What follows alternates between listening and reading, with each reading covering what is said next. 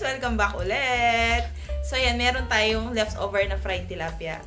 Level up natin siya guys. Lutuin natin siya. Lagyan natin siya ng gulay. Yan. Gawin natin siyang special dish. So samahan niyo ako guys.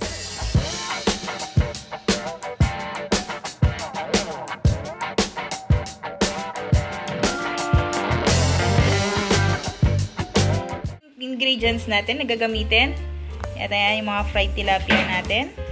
Meron tayong kamote, garlic, onions, meron tayong agod, bunga ng malunggay, kalabasa, siling haba, oyster sauce, tsaka tomato paste.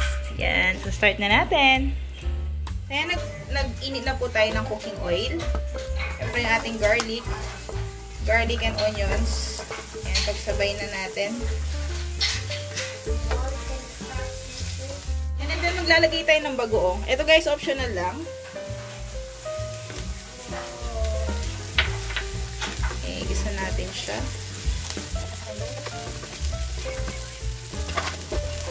And then, yung ating tomato paste.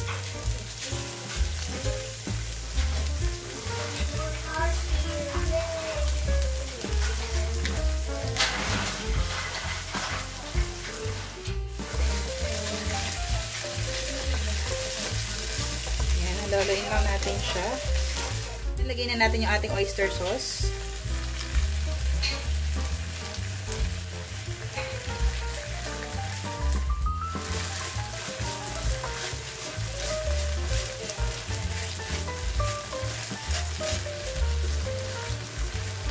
Then, maglagay tayo ng tubig.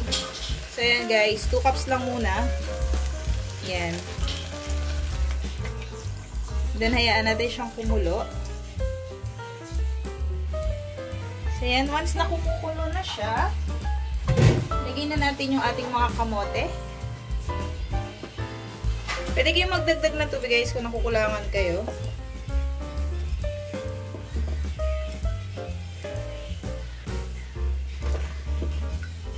Ayan. Make sure lang na wala ng lumps yung ating tomato paste.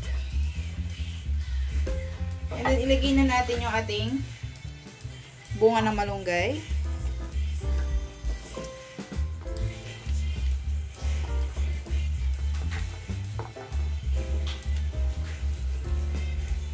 I'm making a dig off.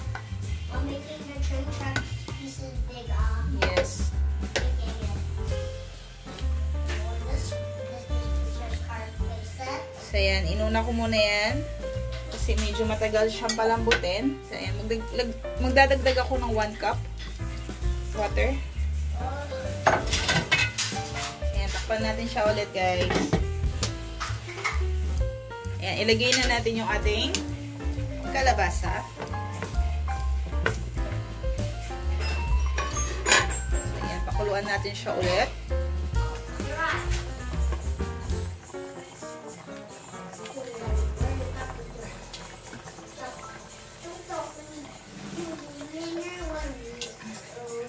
Sili. Hey, what did you say that? That's evil. Ayan, konting pakulo na lang.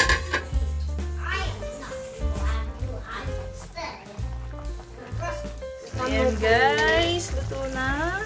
Wow. Wow, you like it, Stephen? Yup. Yup. Because it's so yummy. Yeah, that's yummy. What did you put? Sarap guys, kain tayo. Kung nagustuhan niyo po yung recipe natin, huwag mo kalimutan mag-like and subscribe.